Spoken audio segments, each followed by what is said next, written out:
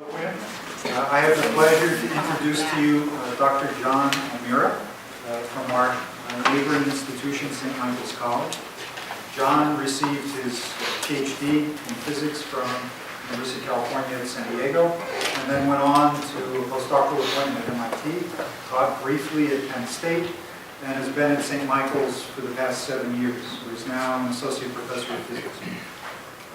Dr. O'Meara was the recipient of international recognition in 2011 with his discovery of two clouds of intergalactic gas, pristine, undisturbed since the Big Bang.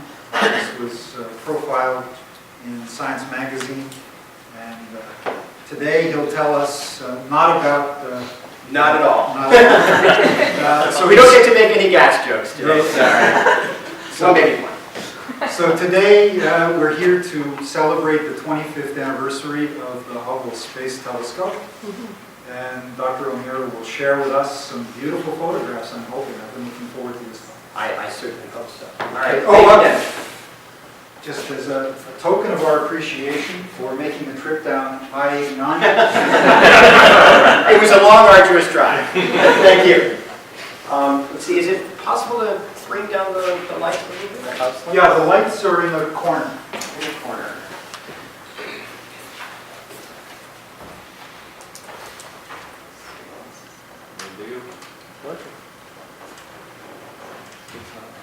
There we go. Is that all right for everyone? Yep. Okay. All right. Well, thank you guys for the introduction. And before I get started with my talk, I do want to do a little bit of advertising on behalf of NASA, which is they've really put together a wonderful set of resources for the Hubble 25th anniversary. Nobody does PR like NASA does PR. They really have a very well-oiled PR machine. And certainly when it comes to momentous occasions like the 25th anniversary of Hubble, they've gone all out. So this website here, hubble25th.org, is a wonderful place to go for information at all levels. You can print out pictures of the telescope that you can assemble for kids and stuff like that, and various other things, and links to all sorts of information. So that is my little pitch on behalf of NASA, and now we'll get to me battling instead of NASA battling, right? So I entitled this The Ultimate Space Opera, the first quarter century of the Hubble Space Telescope for a reason, right? Operative word being on first.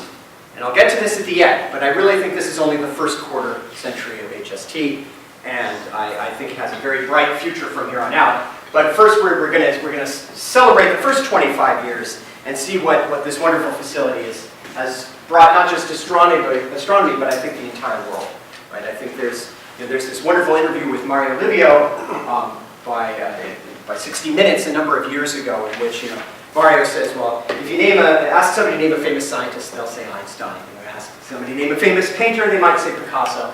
If you ask anybody to name a telescope, they'll say Hubble. Right? Hubble really has permeated every layer of society, from astronomers to fashion designers and whatnot. It's a really wonderful facility. So Act 1 in the opera, as all operas have acts, will be the birth of the Hubble Space Telescope. And I'm going to steal an intro from Jason Kellerai at Space Telescope, and I'm going to argue, he didn't argue this, but I'm going to argue that this is actually not the 25th anniversary of the Hubble Space Telescope, but it's closer to the 91st anniversary in many ways of the Hubble Space Telescope. Because I would argue that Hubble, as a telescope, got its birth, if you will, from a great debate, the great debate as it was so named, way back in the early parts of the 20th century, between these two folks. Here is Shapley, and here is Curtis, and they were arguing about fuzzy blobs. And if you ever give an astronomy talk, the most important thing you can do is put big red circles around things. So here I've now done it. I've done it for that one time that's mandatory to do so. And they were arguing about the nature of these nebulae. Shapley argued that they were in fact just nebulae, local to the Milky Way as part of the Milky Way.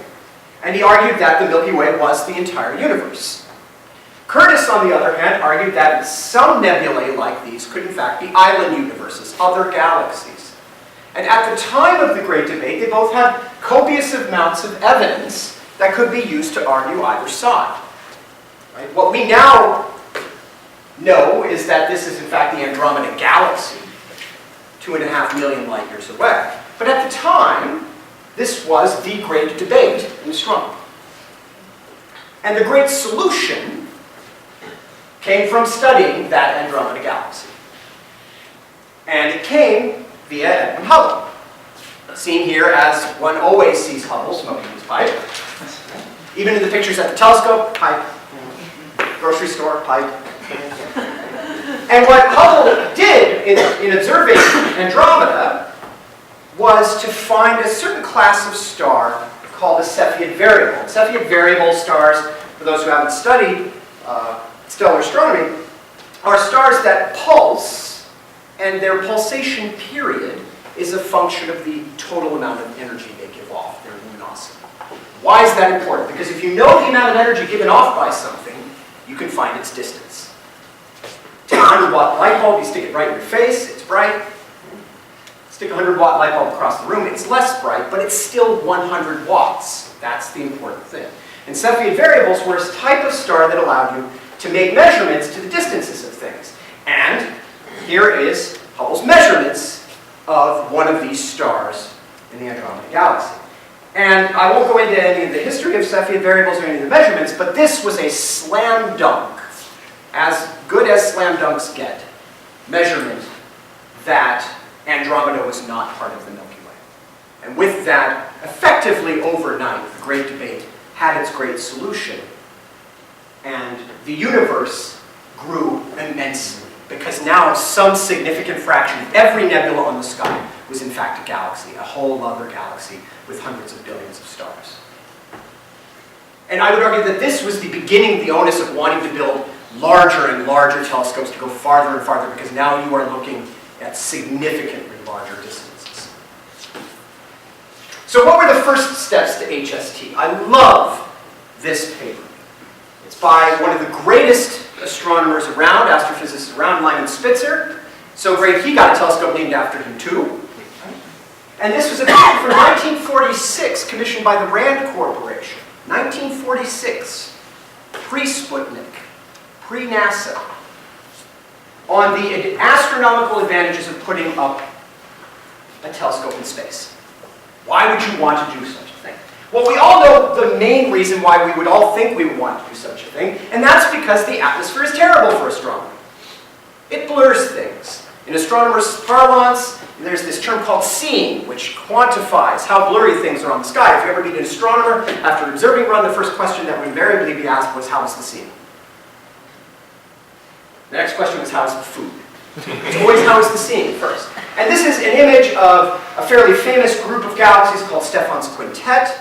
Right? And the reason why you want to put a telescope in space is because if you put a telescope in space, even a small one, makes it look like this. This is a Hubble image of Stephan's Quintet.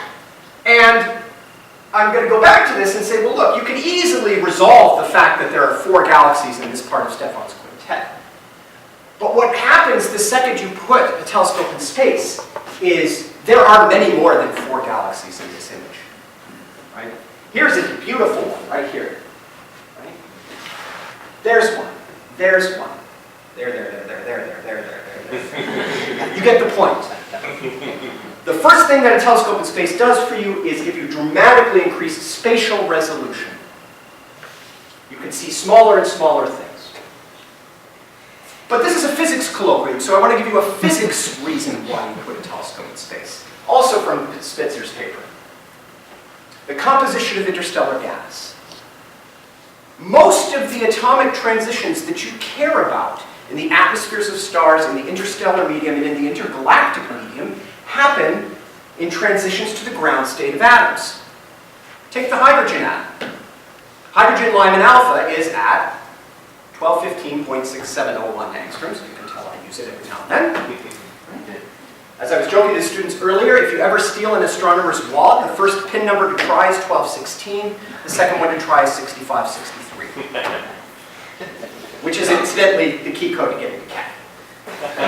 For the recording, blur that part out.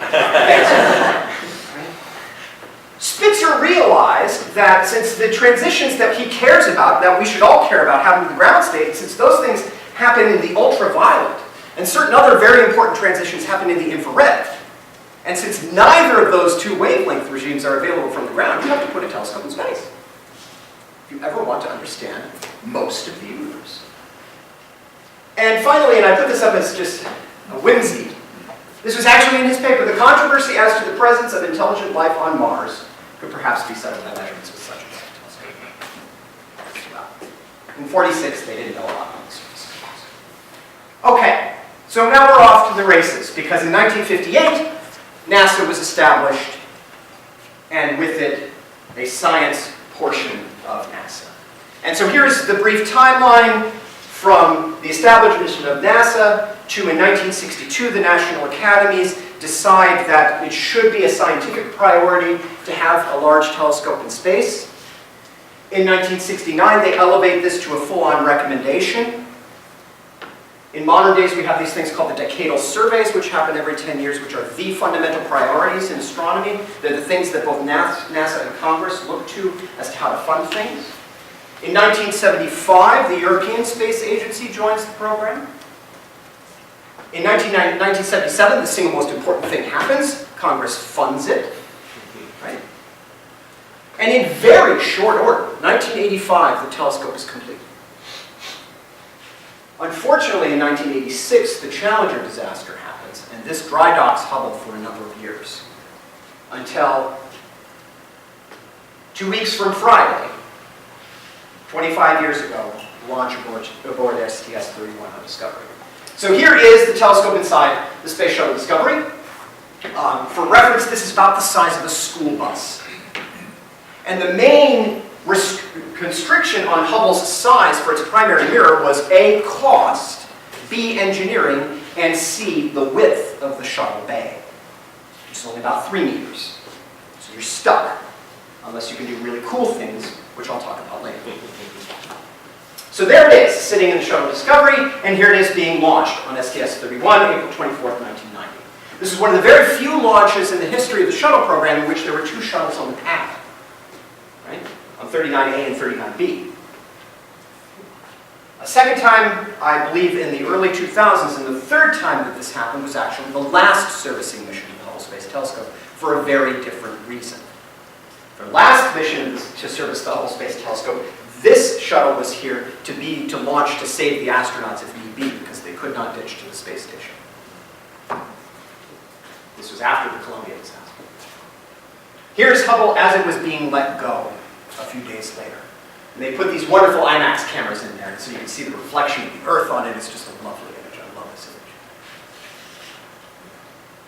So let's talk briefly about these missions. STS-31, the deployment of the shuttle went off relatively without a hitch. There was a little bit of a bugaboo with getting one of the solar panels to deploy, necessitating the need for possibly an EVA, but they called it off, they got it to go. Basically, they kicked it, with software. There have been 6 missions to Hubble, and the reason is that this is an infinitely extensible spacecraft. They were really smart when they built this. This is where the doors are. You open up the doors, you take instruments out, you put instruments in. This is another place where you put the fine guidance sensors. You just pull them out, plug them in. It's like Legos. Right? They were really smart in building it this way. And this is why Hubble has been around for 25 years compared to a typical mission, which at, say, L2 will last 5 to 10. Because people can fly there. And because people can fly there, the story of the Hubble Space Telescope is a very human story. This is one of my absolute favorite images of Hubble ever. This is the Space Shuttle Atlantis during STS-125, about to catch Hubble as the 2 transited the sun. There's an insane Frenchman named Thierry Legault who loves to take pictures of things transiting the sun. He's an absolute master at this. His transit lasted for less than a second, but he timed it just right, and he got only 1 shot. That's a pretty good shot. You should look Thierry Legault up. He's got all these amazing images of things like the space station going across the sun and things like that. It's wonderful. So 6 missions, here they are. Here's STS-31. If you know your NASA history, the current administrator of NASA is Charlie Bolden, who flew on the first mission to release Hubble. The remaining missions, I collect Hubble mission patches. You go to my office at St. Mike's, they're covered with all these patches. Right? If you also know your NASA administrators, John Grunsfeld is now the Deputy Administrator for Science at NASA. And he was on 3 missions to Hubble. So, 31 puts it up there. They turn it on, and the data looks like this. When the Hubble mirror was figured, it was figured with an astigmatism, and the device that they used to test the mirror was incorrectly assembled. It had 3 devices to test the mirror. The most sensitive of them was incorrectly assembled. The other 2 saw a mild astigmatism, but because the more precise one said everything was okay, they punted to that, said everything's fine. So the first Hubble surfacing mission, SM-1, wanted to fix problems like this. This was an image of Hubble, from Hubble, prior to STS-61, of a face-on spiral galaxy. This should be a dot, only slightly larger than my laser pointer on the screen. But it's not, because the optics were not all that great. So what did they do? They sent people up there. They put in 2 key instruments. One was COSTAR, which corrected the optics for most of the instruments, and the other was WIFPIC 2, the Wide Field Planetary Camera 2. They put in WIFPIC 2, they turn it on, and it looks like that. And now Hubble can really cook with gas. Prior to this, it had made a number of observations that simply could not be made from the ground, ultraviolet and infrared. But the images, which are the things that captivate us most, and I say this as a spectroscopist, so it pains me to say it, right? The images were not what we wanted. This is what we wanted. STS-82, Servicing Mission 2, puts in 2 new instruments. STIS, the Space Telescope Imaging Spectrograph. This is an ultraviolet sensitive spectrograph to really capitalize on what Spitzer had been talking about with ionic transitions in the ultraviolet. And NICMOS, the near-infrared camera and multi-object spectrograph, an infrared camera. So really leveraging the fact that you're in space now with more sensitive cameras and spectrographs. I'm currently working furiously with a number of people where the Hubble Space Telescope deadline for proposals in cycle 23 is 8 p.m. Friday. I'm on 10 of them. I'm placing bets on how many proposal-related emails I'll get during this call. One of the proposals involves STIS. If it goes through, there's the potential that, depending on how long the cycle lasts, we could use STIS on its 20th birthday. Think about that. That's an instrument in a telescope in space that, granted, it broke and was off for 5 years, but rounding error, 20 years. It's amazing. SM-3A and B, they split up the Servicing Mission 3 because the gyros on Hubble had failed. The Hubble has no fuel in it to point, and it has to point very, very well. So to point and to remain stable, it has gyroscopes on orthogonal axes. And when those gyroscopes fail, you're unable to point or reliably aim at one part of the sky. So they just hurried up the first half of the mission, went up there and replaced the gyros and the batteries and the fine guidance sensors and one of the computers. A note about computers. When was Hubble complete build? 1985. The first rule of things you put into space is that the technology you're putting in there is approximately 10 years old. Because you can't just put cutting-edge technology in a billion-dollar thing that can fail. Even though we put it in a billion-dollar thing which failed. We fixed it. It's okay. So think about what that means. Some of the technology that's in Hubble right now, was cutting edge at 75. In SM-3B, they put in the advanced camera for surveys. Now, WIFPIC 2 was a wonderful instrument. It changed so much in the world. But ACS was the first time where we got just the most glorious images out.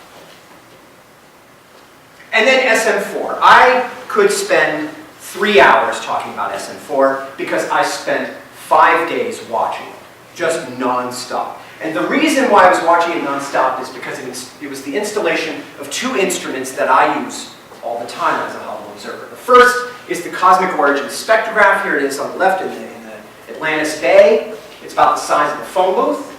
And the other is Wide Field Camera 3, which replaced WIFPIC 2. It's the same size, and they put it in the side there. I could talk about this mission for ages and ages, but I'll tell two brief stories. When they went to take WIFPIC 2 out, WIFPIC 2 was held in there by a single bolt in front called the A-latch bolt. And it was tightened too much by storing Musgrave when they installed WIFPIC 2. Now, we're all physicists at some level. How does conservation of angular momentum work, right? If you have a wrench, what keeps you from flying in the opposite direction? Well, you're standing on the ground. They are not on the ground. So the tools that you use to install instruments are very, very strange. Drills and torque is very, very strange on 0G. Nevertheless, they kept ratcheting up the tension, and it was either the bolt stays stuck, WIFPIC 2 stays there forever, and we get no WIF 3, and there goes 2 of the proposals for which I was the principal investigator, and so I was just sneaking the bolt out. Right? But they got it off, went swimmingly, they put it back in. The mission also went to fix 2 things. In the interim, STIS had broken and ACS had broken. Here is ACS on the left being repaired and STIS on the right. And they'd broken in ways which they had not intended to fix. How many people have ever changed the RAM in their computer? If you're old school, you've changed the RAM or the motherboard in your computer. Now, put on gloves, snow gloves, do it in the dark, going 5 miles per second above the Earth. That's what John Grunsfeld is doing right here. It's changing one of the processor cards in ACS. Over here on the right is STIS, that UV spectrograph. This is if this was bad, this is worse. This thing that you see here is the front capture plate on STIS. It wasn't designed to be got at the way that they got at it, because to get at it normally you pull the whole thing out and put a new spectrograph in. Instead they just wanted to take off the front panel and change some plates. Well, the problem is that the front panel was held on with 111 screws. A screw going 5 miles per second is a dangerous thing, even a tiny one. So this device, this exquisitely engineered thing, is just supposed to hold the screws in after you pull them out. But they had to sit there and do this. If I have enough time, somebody asked me in the questions if we have enough time to talk about how Mike Massimino had to get to STIS. Hint, he had to break something off. So here's Hubble's current manifest. Here's what's on this glorious machine right now. COS, a far UV and near UV spectrograph. STIS, a far UV, near UV spectrograph and imager. You can ask, why do you have 2 far UV and near UV spectrographs? It has to do with throughput at certain wavelengths. It has to do with resolution, how finely tuned you want your things. There's always trade-offs between resolution, integration time. It's all science driven. These 2 do different science even though they're in similar wavelengths. With 3, the new thing that replaced WIFPIC 2, a UV OIR, ultraviolet optical infrared imager, and a very low resolution spectrograph. And ACS, which is also an imager and a low resolution spectrograph. But WIF 3 has much more sensitivity in both the ultraviolet and the infrared over ACS. ACS has a slightly larger field of view in the sky. For the astronomers in the room, Hubble can cover from 900 angstroms in the far ultraviolet to 1.7 microns in the infrared. Spectroscopic resolution, this is a number that's meaningless, but it's for low to high. Imaging field of view of 202 by 202 arc seconds, I'll come back to that. And filters, you can image in the ultraviolet with Hubble and image out in the infrared with Hubble. Okay, so this is what Dennis wants. Here we go with the science. The things that Hubble has done in these 25 years. When I was an undergraduate at the University of Washington in Seattle, I was a pure physics major. I had nothing to do with astronomy. And I turned on the news and heard about this funny comet called SHOEMAKER-LEVY 9. Now, SHOEMAKER-LEVY 9 was a comet that went past Jupiter, and the gravitational forces on it, on the comet by Jupiter, ripped it to shreds. And so it looked like this. All these little pieces of the comet. But they did the orbit calculation and realized that on the next pass it was going to smack into Jupiter.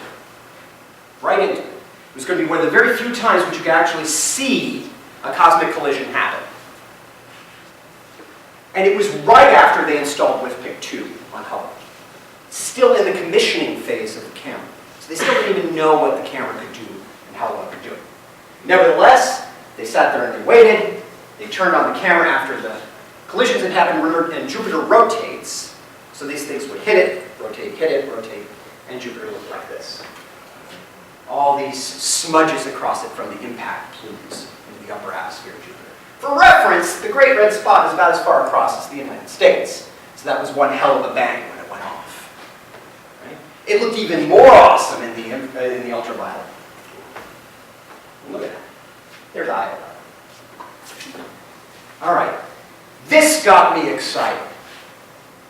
Right?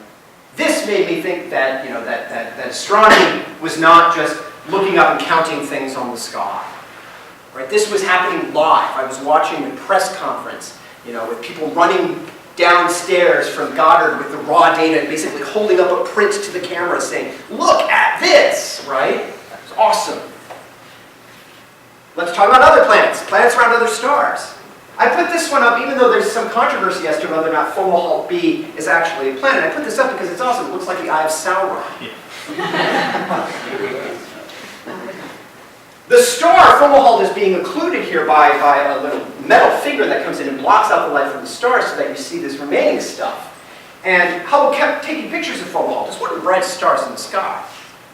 The Arabic word for mouth of the southern fish. And they noticed some dots moving year over year and ascribed an orbit to it. And so this may very well be images of a planet around another star. Extrasolar solar systems have been imaged by Hubble. These are 4 different places inside the Great Orion Nebula. And this is why you want to build an infrared camera on Hubble. Because light gets eaten for breakfast by interstellar dust grains. The dust heavily attenuates the light, eats it up, the sensitivity goes way down, right? You lose all of your flux due to the dust, unless you operate at wavelengths where the dust isn't so bad. And that's at the infrared. And so when you look at the Orion Nebula, huge amounts of gas and dust in the nebula, but in the infrared you can see these things. For reference, the size of the solar system is about that big. Our solar system.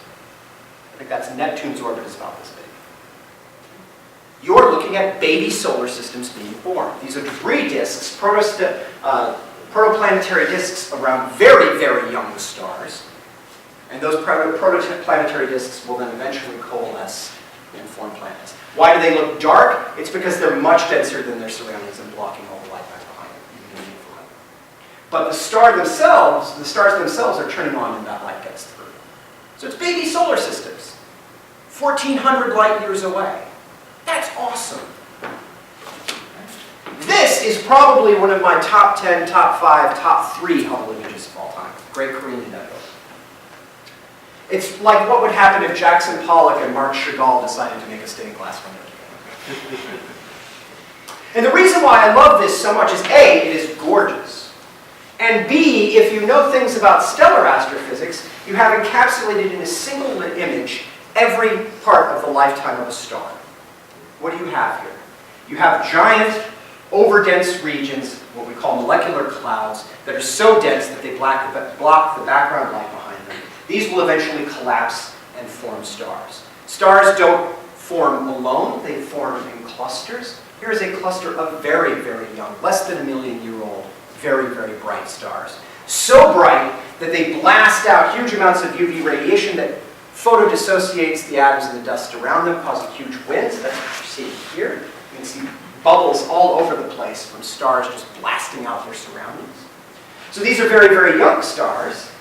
And then eventually, the most massive of them, stars with more than 8 times the mass of the sun, when they run out of fuel, will collapse and explode. Right here is one of the more famous of them, called Eta Carinae. Here is a Hubble image of it close up. Now, Eta Carinae is actively shedding giant amounts of its outer atmosphere right now. It's a star of about 100 times the mass of the sun, and it's going to blow up. And it's going to blow up any day now, in astronomical terms.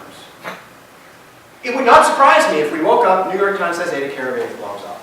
It also would not surprise me if in 1,000 years, if there's still a New York Times, they'll say that Eta Carinae blows up. Unfortunately, this is in the southern hemisphere, so we won't be able to see it.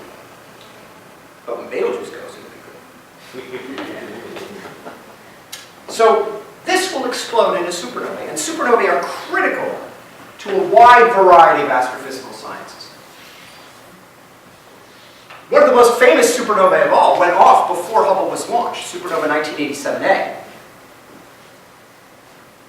which was detected in neutrinos before it was detected in light. It was one of the first cases of neutrino detectors going, bleep, you can say, hey, what's that? As the supernova explosion goes off, the outer envelopes of the star get violently expelled, and then they smack into the interstellar medium surrounding them. And when they do that, they light it up. Why? Because thermal energy gives off light. And so every year that Hubble has been up, it's taken a picture of supernova 1987A and the rings of it. And so here is a block of that period of time, right? 10 years of supernova 1987A. And it is changing, it's dynamic, as this stuff heats up and gives off more and more light. A slam dunk Hubble proposal is to say we will image the ring of supernova 1987A. Because they've always done it, they always will. Unfortunately, somebody else has always written that proposal. I'm not like getting a new secret of how to do that. Supernova are also critical for cosmology. 1987A told us something about how explosions work and how stuff comes out in the supernova. On the left is a WIFPIC-2 image of a nice group of galaxies rather far away. And on the right is a WIFPIC-2 and ACS image from 2002, so 7 years later. And if you blink the two, you can see that there's a new little dot on that one. That dot is a supernova explosion in another galaxy billions of light years away. And it is a supernova of a very special type, what they call a type 1A supernova. These are important for the same reason that Cepheid variables are important. We know exactly how much energy is given off in the explosion. And if you know exactly how much energy is given off in the explosion, you know what? You know the distance. If you know the distance for a cosmologically distant object, you can plug it into your flavor of the month cosmology and figure out cosmological parameters for the amount of normal matter, dark matter, and dark energy. In fact, it was observations like this that allowed us to even use the words dark energy at all. Hubble observations of supernova combined with observations from the ground got a Nobel Prize and established the idea that 70% of the matter energy density of the universe was dark energy. Completely revolutionizing how we view the universe. You can also tell that supernova are quite a burgeoning industry. I said it was 1987A.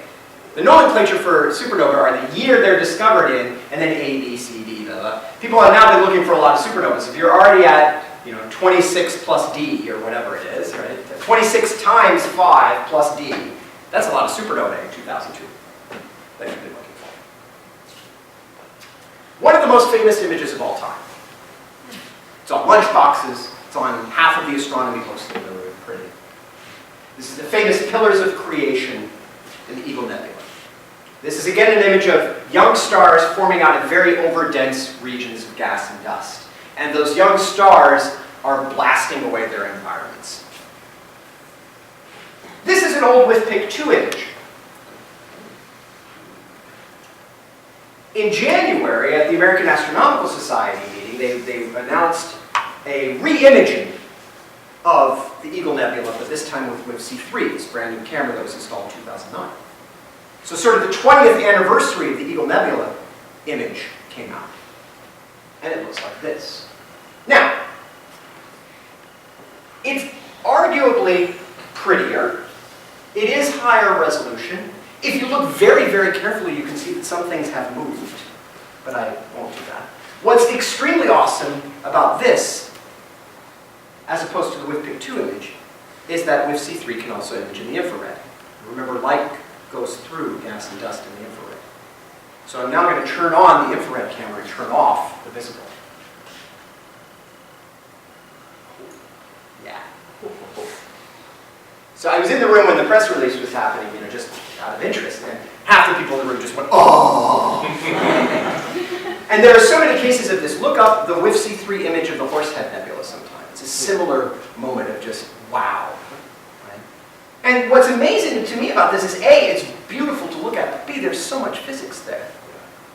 There's so much physics there.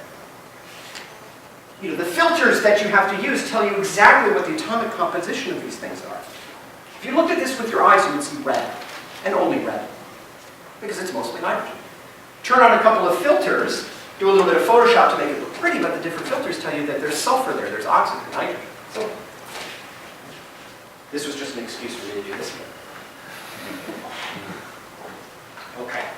If you never believed that stars have color, here's proof.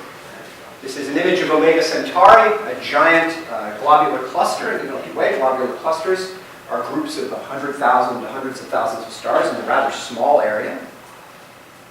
And in addition to being gorgeous, this image tells us something about dark matter. Right? One of the hypotheses of what dark matter is baryonic dark matter, just very, very faint stars. Stars that are so faint that we couldn't see them. Well, those stars would be a class of stars that we call red dwarfs. You can count red dwarfs in this image. And when you count them up, you get nowhere near as many as you would need to account for dark matter. So images of globular clusters counting red dwarfs are very important to constrain what dark matter is. Now, astronomers, we're simple folks. If we don't understand something, we just put the word dark in front of it. Right? And we're also getting very good at, we can't tell you what dark matter is, but we can now tell you what it isn't. And it isn't faint stars. And the reason why we know that is because of the exquisite imaging ability of Hubble. This one's up here mostly because it's pretty. My 5-year-old will come in and say, look, it's the butterfly nebula, and that's how I know I raised her right. Not, look, it's a pretty butterfly. Look, it's the butterfly nebula. This is what will happen to the sun. When the sun runs out of fuel, burning hydrogen to helium at its core, it'll expand out a bit, then start to furiously burn helium into carbon and oxygen at its core, expand out a bit, and then it has nowhere to go. The temperatures and densities aren't high enough to keep going. And so it'll shed its outer atmosphere, leaving behind a very hot ball of carbon and oxygen about the size of the Earth, called the white dwarf. That hot thing gives off huge amounts of radiation, which lights up that envelope that surrounds it, what we call a planetary nebula. And so this is not a galaxy with 100 billion stars in its distance. It's another type of nebula. But it's gorgeous. This was one of the first release images from WIFC-3. Gravitational lensing has really changed our understanding of dark matter and its distribution around galaxies. Pictured here are a number of very boring elliptical galaxies. Elliptical galaxies are boring yellow balls of stuff. But notice these arcs, these blue splotches everywhere. All of that is from one galaxy. One galaxy that happens to be behind all of these. And so all of these galaxies in this giant cluster of galaxies, one of these Abell clusters, all of these galaxies are acting like a gravitational lens to distort the image of the background galaxy. And by studying these arcs and their distribution on the sky, we can do two things. One, we can constrain where all of the matter is. We know how general relativity works. We have the theoretical formulas to describe how things work. And now we're getting distribution of the mass. And what we find is that the stars are nowhere near enough mass to make this gravitational lensing happen. The other thing that we can do is, because it's acting like a lens, it amplifies things. It makes them brighter than they actually are. And so we're now using, in what we call the frontier fields, images of clusters like this, A, to do this gravitational lensing, but B, to use gravitational lensing as a cheap trick to get very, very distant galaxies that would otherwise be too faint to see. Time for some shameless self-promotion. I'm a spectroscopist, so I don't get to spend my time looking at gorgeous images, except for when I do. And what I do is I play a trick. I do science in silhouette. Most of the things that I look at are too faint to be seen in their emission. I try to understand the regions surrounding galaxies, how they interact with intergalactic medium, so-called circumgalactic medium. So how could I study such a thing? I can't see the light it emits. It's too faint. Well, I use a trick. I look at a bright thing, a quasar. The light comes from the quasar, hits this gas, gets absorbed by atoms in the gas, in the surroundings of the galaxy, and I see absorption lines. And since I know atomic physics and I know where the absorption lines should be, I can now tell you this is like a fingerprint analysis of atoms in galaxies billions of light years away. Sodium atoms have different absorption lines as a function of wavelength than magnesium or carbon or oxygen. And in particular, this program, the COS-HALOS program led by Jason Tomlinson in the Space Telescope, the COS-HALOS program was going after oxygen, trying to understand oxygen and the reservoir of material that we need to continue to form stars. And we all care about oxygen, you're breathing it now. But the oxygen you're breathing now actually came from stars which died billions of years ago. Billions of years before the formation of the solar system. So understanding this recycling process of heavy elements in galaxies is very important. So it turns out, there's the famous t-shirt. And I'm stealing this from Tomlinson now. This was his idea, not mine. Here's the t-shirt. You are here. But what this program has shown is that you were here. We've seen that there are huge reservoirs of material surrounding galaxies that can continue to come in and help feed star formation. A little bit more shameless self-promotion. If you take an image on the sky and stick a prism in the way, you get two things. You get an image of the sky, pretty galaxies, and you get their dispersed light, so you get a spectrum for free. It's a very low resolution spectrum. But using a very strange mode of wide field camera 3 that's UV sensitive, a program that I led up a few years ago used these type of spectra aimed at quasars, and we figured out how far, on average, a photon can travel in the universe. It's called the mean free path. And so myself and a number of collaborators, using this type of data, which is also really just kind of pretty to look at, using this kind of data, figured out a neat thing cosmologically, how far photons can go through the universe before they're absorbed. Here's a galaxy. Okay, we've seen a lot of them. The galaxy has some friends in your group. So you stop in your arm. Continue to zoom out. Now things are getting a little bit interesting. Zoom out all the way. In this image, there are 5 stars that are in the Milky Way. Play the Where's Waldo and try to find them. If you know the Hubble point spread function, it's easy. Anything, that one, that one, that one, that one.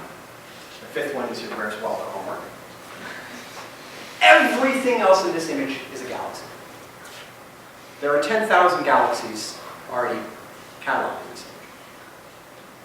This is what's called the Hubble Ultra Deep Field. This is what happens if you take Hubble and you point it at something for 1,000,000 seconds. Point it at empty space for 1,000,000 seconds. Choose a space with nothing in it. Point it at Hubble at it for 1,000,000 seconds. And you get 10,000 galaxies. Now I mentioned before that the size of WIF C3 was about this meaningless number, 202 arc seconds across. I'll now put that into context. If you go outside and put your thumb in front of the sun, you can include the sun. That's because your thumb is about half a degree on the sky, 360 degrees around. It's about half a degree on the sky, which is about how big the sun is. It's also how big the moon is in projection. How big is this on the sky? How big is 202 arc seconds? If you take a dime and hold it at arm's length, it's as big as Roosevelt's eye. That's why we built Hubble. 10,000 galaxies in something that big. Imagine what we could do with a bigger field of view.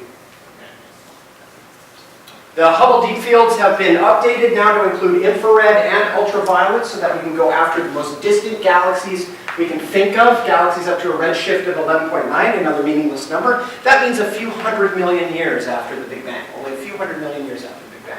We're starting to challenge models of galaxy formation by pushing farther and farther back with these more and more distant galaxies. All right, Hubble's done a lot. 5 years. I could really spend another 5 days talking about the science, but I do want to talk about a couple more things. Because, like I said, I think that Hubble is a very human story, and it's a very human story that sort of transcends just science. So I want to talk briefly about the impact that I think that Hubble's had on us all. I'm stealing this idea from Jason Cowray. In powers of 10, these numbers are not exact except for this one.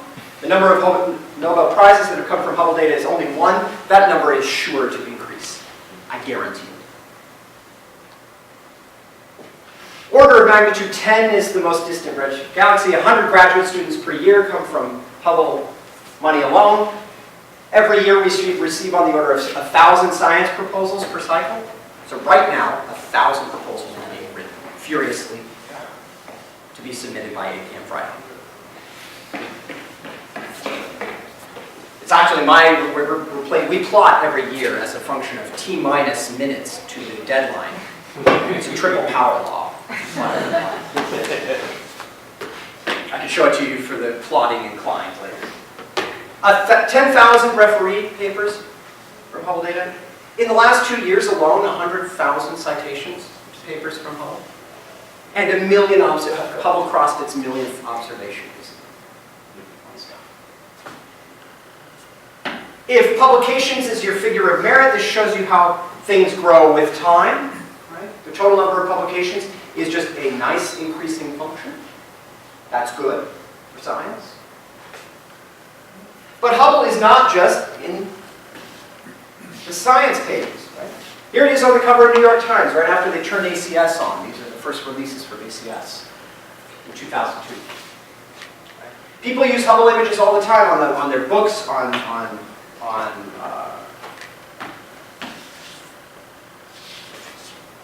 anything you can find a Hubble image on. You can find Hubble images in fashion. Right? Here's a Hubble image of the Orion Nebula, printed on a variety of things. And if you ever watched Jimmy Fallon, right, you know that Hubble got you. Right? Go ahead, look it up on YouTube if you haven't seen it. Just Google Jimmy Fallon, Hubble got you. It's great. This slide is courtesy of Jason, just to give you a sense of how much interest Hubble garners in the world. If you quantify things in terms of impressions, an impression is a number of story times the circulation. Right? This was the servicing mission 4. This is SM4. There's a huge spike during the servicing mission of about 2 billion impressions. And then when the first science images were released, there's that. So this is people retweeting things on Twitter. This is people reading things in newspapers and on Facebook and this, that, and the other thing. The reach of Hubble is immense, billions of views just after these images were released. Hubble is extremely important in education. This is per year. 6.7 million K through 12 students see Hubble data in their classroom. That's a big number.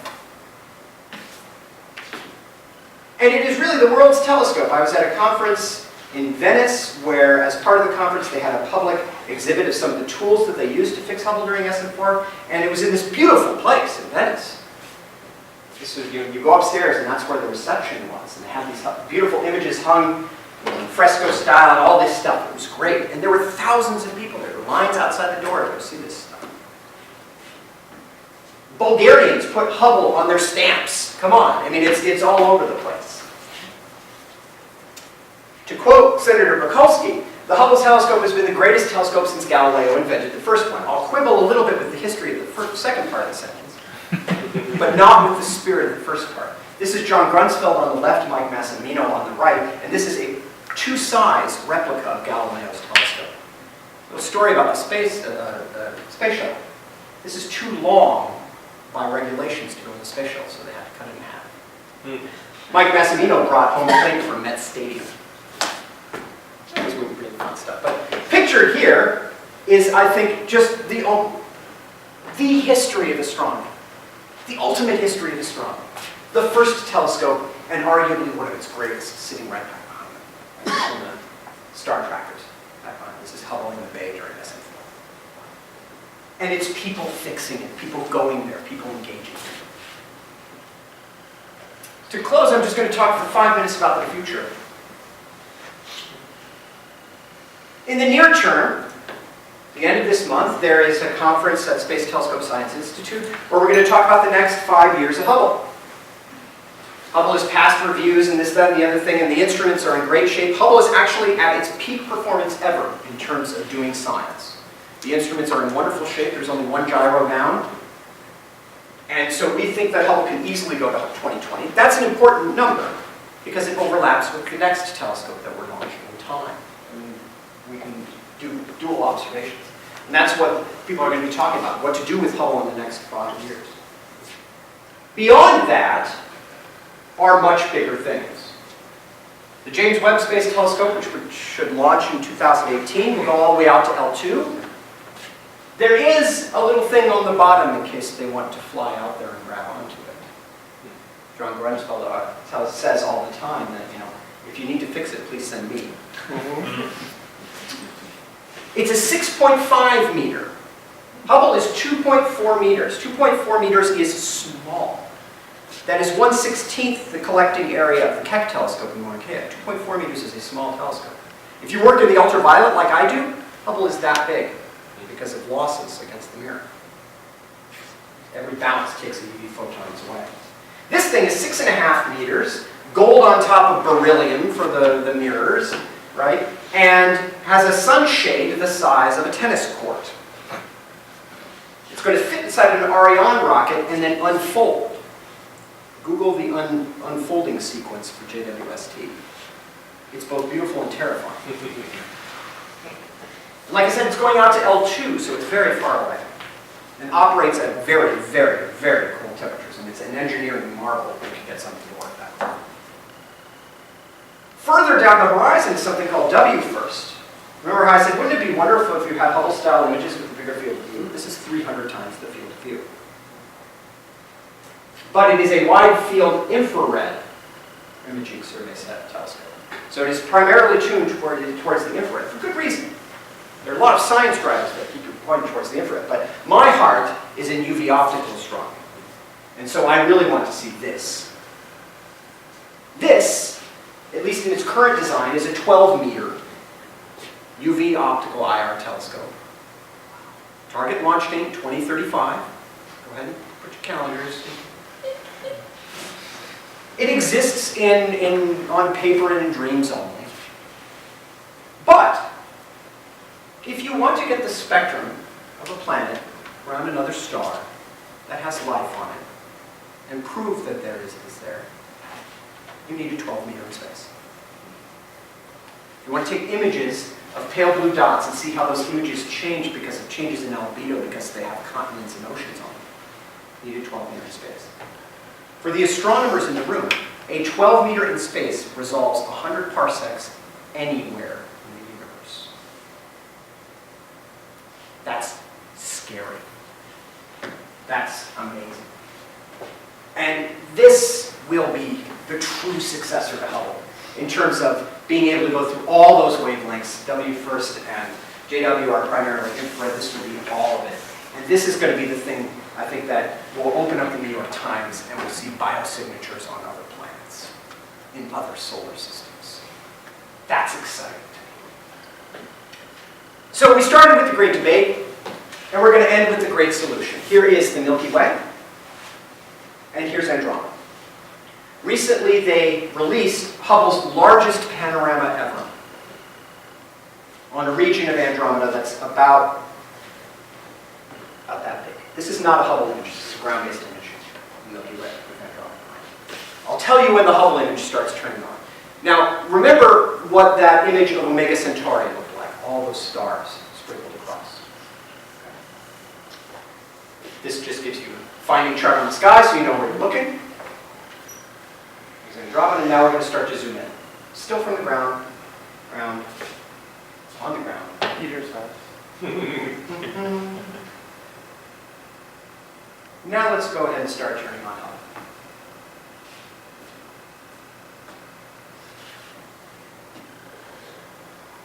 Look at that. That's individual stars in the galaxy 2.5 million years away. That's not noise. Those are individual stars. Tens of millions of them. That's amazing. That leaves me speechless every time I see it. The poster of it is 9 feet tall by 25 feet wide. And it has the best acronym ever. The Panchromatic Hubble Andromeda Treasury. FAT. Things like this are Hubble's legacy. Things like this are the reason why I argue that it's Hubble's first quarter century. Right? Hubble has one of the best data archives in the world in terms of user accessibility. Anyone in this room right now could go get any piece of Hubble data ever taken modulo 18 months. If you want to download the Panchromatic Hubble Andromeda Treasury, it's 6 gigs for the image, but fine. Do it. Print it out. This is the world's telescope. The world paid for it. The world is getting quite a return on investment. And it's because of things like FAT and the archive and all of the Hubble deep fields and all the frontier fields and all the science that was even done 20 years ago, that makes me 100% positive that we will be writing papers from Hubble data 25 years from now, if not 50. And with that lovely thought, I'm happy to take it.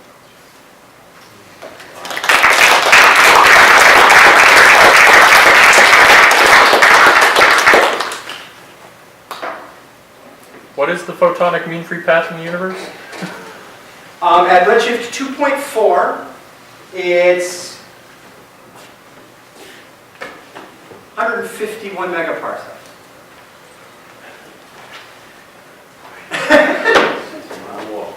No, so the question is, how far can a photon go? And this is an ionizing photon, so I didn't want to get into the particulars. But a photon which is capable of ripping an electron off of a proton in the hydrogen atom will go, on average in the universe, so and so many 100 megaparsecs. And then it will smack into something on average and be. And if you chart that number over time, that tells you something about the total amount of stuff from the universe. Right? At earlier times in the universe was smaller, all the stuff was scrunched together, the mean free path is much shorter. At some point in cosmic history, it eventually becomes the horizon size of the universe, and those photons just go everywhere.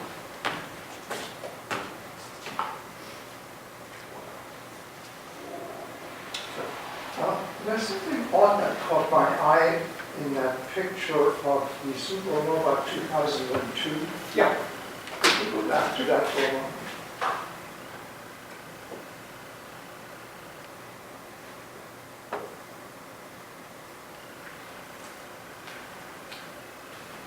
Yeah, that bright star has This one? has a cross across it. Yes, that's called a diffraction spike. From the what? A diffraction spike. So, But it's dependent on how the instrument is oriented. yes, so So why are the orientations exactly the same? because they want to minimize the number of diffraction spikes when you compare the data. If you have the roll angle exactly the same, the spikes try to show up in the exact same spot, so the influence of the spike on, say, a spot right here, between the two images. You don't, when you take the subtraction of the two images, you don't want the spike to show up as well. I just wondered if that had been done on purpose, But or if maybe the second picture. But the the really discerning eye can tell that there's a couple more spikes and B slightly different colors, and that tells you that it was with big 2 plus ACS in 2002 because of the different bands. You get a different set of sensitivity. But yeah, the diffraction spikes. What always makes me laugh is when you have these sort of pictures of space that people draw or something like that, and they put the spikes in. And I think that's cute. Right? It's just because it's what's holding up the secondary mirror. You just get diffraction off of the beams holding up the secondary. But people always draw stars with a little cross through them. Like, that's great. It's wrong, but it's great. So one of the complaints about Hubble is that we've gotten used to these absolutely mind-blowing images, and then you put a 6-inch telescope in your backyard and you look up at the sky, and you're looking at fuzzy blobs again. And for all that it's given us, it's taken away, or it's overinflated what we expect from our backyard astronomy. Part of that is true. Part of that I disagree with. Because why does the kid set up the telescope for the first time in his backyard? It's probably because he saw a Hubble image. And then he sets the telescope up in his backyard, sees that it's blurry, and wants the Hubble image. How is that a bad feedback loop? How is that bad for science? It may be bad for the instant gratification of what you get at the telescope in your backyard. But I think there's also an immense return on investment if you're out there in the cold in your backyard and you get a really sweet image of Jupiter. Or Saturn, right? Any of those things that aren't super blurry are great. And then people with really good telescopes get galaxy images, and when they get a really good galaxy image, when they get one with exquisite seeing or something like that, look at how happy they are. They're not disappointed that they're not getting Hubble great resolution. They're thrilled by it. Something very in the moment that know that photon hits your eye. That's also, I mean, that's what I like a lot too. Especially like, take Jupiter for example. Go out in your backyard and watch the moons move over the course of a night. That's just great. right? And so I don't think it takes too much away because it is a positive feedback loop. Hubble got you interested enough in trying to do it, and you know, the next generation of people who are going to build that thing for me in 2035 are maybe pissed off because they can't get the Hubble resolution from their backyard, so they might as well build the next best one. I don't know. It's, I see it as an advantage, not a disadvantage. Yeah, well, I think people still ride bicycles even though motorcycles exist. Yeah. But the question I have is that sometimes you hear that with adaptive optics, telescopes can compete well with the Hubble. And that Is that true? That is absolutely true at infrared wavelengths of a certain band. That is, no adaptive optics system in the world right now can do ultraviolet. The atmosphere eats those photons no matter how good your AO is. Nor can it do blue or green. All the adaptive optics systems right now are all infrared. So it's true, and in certain wavelengths, we're going to be building telescopes on the ground that are 8 and 10 meters, so they have much more collecting area. The other downside, of course, is that most adaptive optic systems are short integration times. So you need a really big telescope to go to a certain depth. Right? And so there's, you know, I don't see this so much as something which is a danger to space-based astronomy, as I see it as something which is very synergistic, because we'll be able, with the ground-based ones, to really go deep and good for various things at various wavelengths from the ground. And then we're going to need to be, this image is impossible from the ground, just hands down. And I don't think it will be possible from the ground. But by the time that big one launches, that 12 meter in space launches, you know, we'll have the 30 meters on the ground. And what the 30 meters on the ground are going to be doing is getting the spectra of the objects that that 12 meter finds. And that's one thing I didn't talk about and I should have talked about. There's this wonderful synergy between, say, Hubble and Keck, where Hubble finds the images, Keck gets the spectrum. Right? Hubble is too small a mirror to get a really, really good spectrum of this, so you get the Keck spectrum. I think I'm over time, so. Thanks very much. My bad.